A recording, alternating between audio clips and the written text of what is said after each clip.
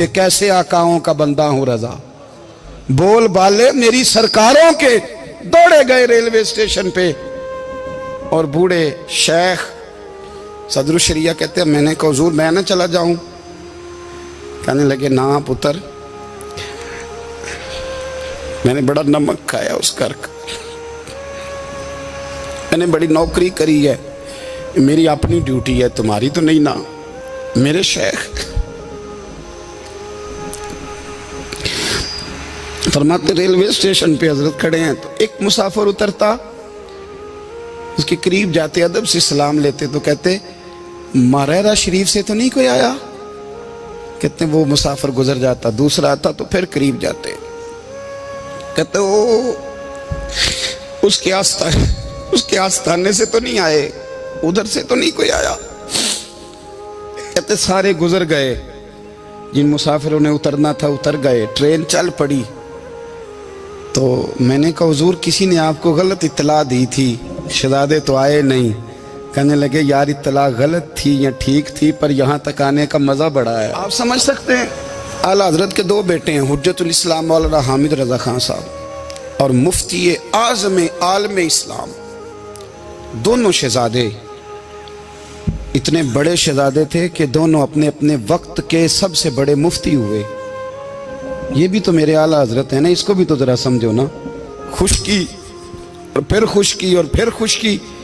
एक दिन पीर साहब ने कहा, नूरी मियाँ साहब, कि अहमद रजा यार वो भैंसें रखी हुई हैं तो उनको ना गीदड़ आके तंग करते हैं, तो दो कुत्ते मिल जाए ना कभी तो चलो रात को पहरेदारी करेंगे, दो कुत्ते मिल जाएं। मैं अक्सर सोचता हूँ कि आला हजरत तो आलिम थे, उनका कुत्तों से क्या लेना देना। हजरत जी आपने कुत्तों की बात करनी थी तो किसी दुनियादार से करते, दो कुत्ते मिल जाएं तो ज़रा जानवरों की देखभाल करेंगे। फरमाया हुजूर सवेरे ही आ जाएंगे। भाई आपका तो ये शुगर ही नहीं, तो आप कहाँ से लाएंगे। दिन चढ़ा तो दोनों बेटों के गले में रस्सियाँ डाली। आला हजरत को सिर्फ आप फतवे की रोशनी में देखते हैं, आपको उस शख्स के दर्द का नहीं पता, उसके जायके का नहीं पता, वो किस स्टेज का आदमी है, स्टेटस क्या है तरीकत में, शरीयत में, इश्क में। दोनों शहजादों के गलों में रस्सियां और पकड़ा हुआ है।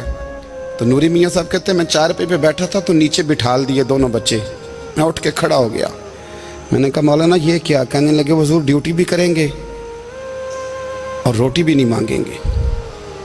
जिन्ना तना विच इश्क न रचिया कुत्ते हो ना थी चंगे, मालक देकर राखी कर दे साबर भुखे नंगे। किधर गया ज़ौक़, किधर गया वो दर्द। और फिर जब बारी आई रसूलुल्लाह के प्यार की, जब बारी आई नबी पाक की मोहब्बत की, तो फिर फाजिल बरेलवी का कद अगर लिखने में कमाल है ना, तो महबूब के प्यार करने में भी कमाल है। उन्होंने ना सारी ज़िंदगी यानी सारी ज़िंदगी ये कह के गुजार दी कि इश्क तेरे सदके जलने से छुटे सस्ते, जो आग बुझा देगी वो आग लगाई है। एक सैयद साहब थे, मकान बन रहा था आला हजरत का, तो सामने ना बिल्कुल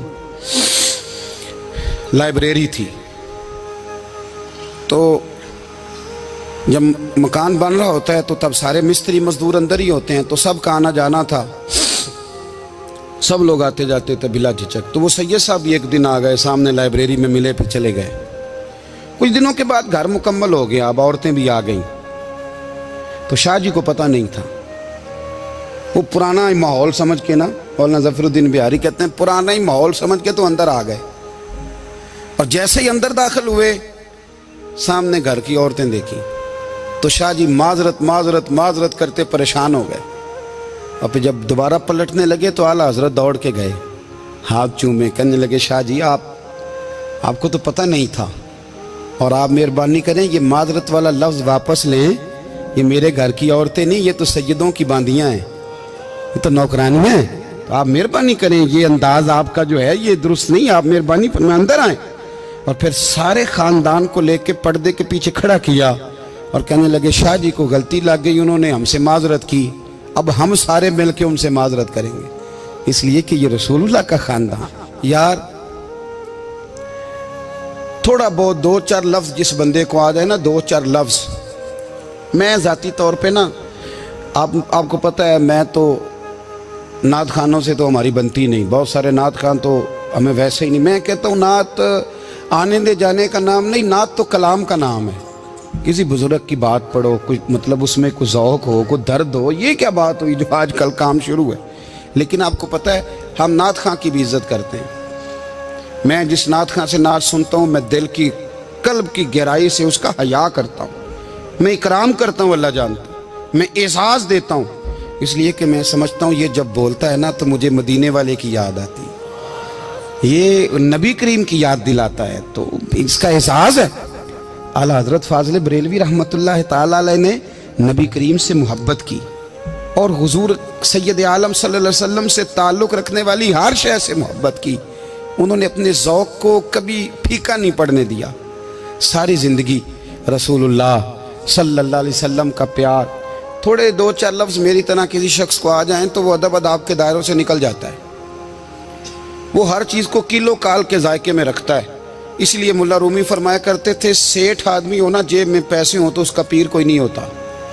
अगर कोई ओहदा मिल जाए, बंदा किसी दर्जे पे पहुंच जाए तो उस बंदे का भी मुर्शद, और अगर चार लफ्ज़ पढ़ जाए तो अक्सर मेरी तरह के बंदे खलीफे होते हैं, मुरीद नहीं होते। नाराज़ तो नहीं हो गए आप लोग?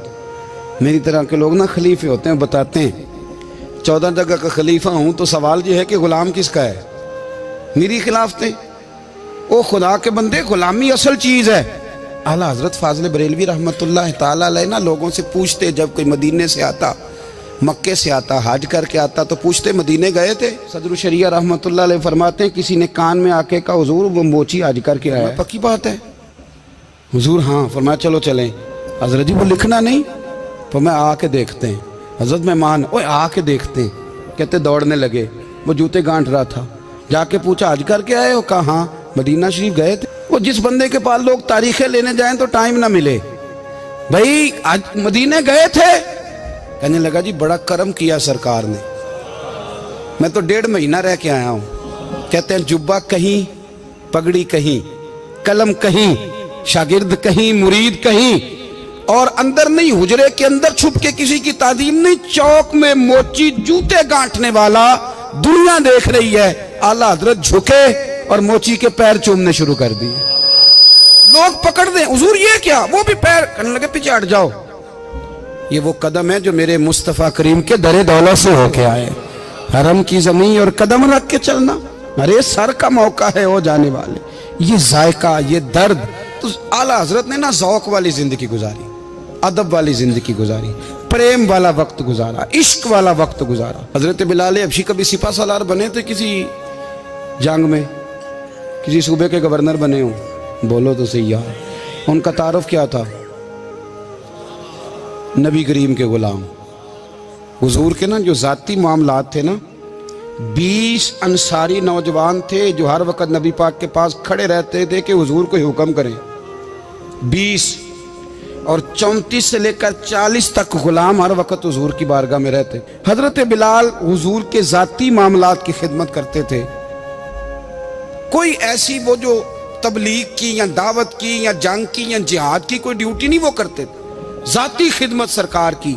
हजरत उमर फारूक वो शख्स हैं कि जिन्होंने कभी किसी बंदे को खातर में नहीं लाए वो, लेकिन जब हजरत बिलाल आते थे ना तो जनाब उमर उठ के खड़े होते थे, कुर्सी छोड़ते थे और फिर एक नारा लगाते थे, कहते थे या बिलाल अंता सैयदुना, बिलाल तू हमारा सरदार है यार, तू हमारा। यानी इश्क का ज़ौक़ पूरा करना उन्हें भी आता था। इसलिए मेरा मशवरा है, मेरी राय है, और जो मेरा हुक्म मानने वाले हैं उनके लिए मेरा हुक्म है कि ज़ौक़ ना कभी भी ख़राब करना, कभी भी ना ज़ौक़ ना ख़राब करना, अपना लुत्फ़। मैंने कई दफ़ा, मैं पहली दफ़ा मदीना शरीफ हाज़िर हुआ तो एक बाबा जी मेरे आगे आगे थे, तो उनको ना धक्के मार रहा था। वो सामने खड़े होते हैं ना, अल्लाह खैर फरमाए, अपनी अपनी ड्यूटियाँ ना, उनकी भी एक ड्यूटी है ना जी। तो वो धक्के मार रहा था तो बाबा उसे कह रहा था तेरी खैर होवे पहरेदारा, रोजे दी जाली चुम लैन दे। उन्हें फिर धक्का मारिया तो फिर उन्हें कहता तेरी खैर होवे पहरेदारा।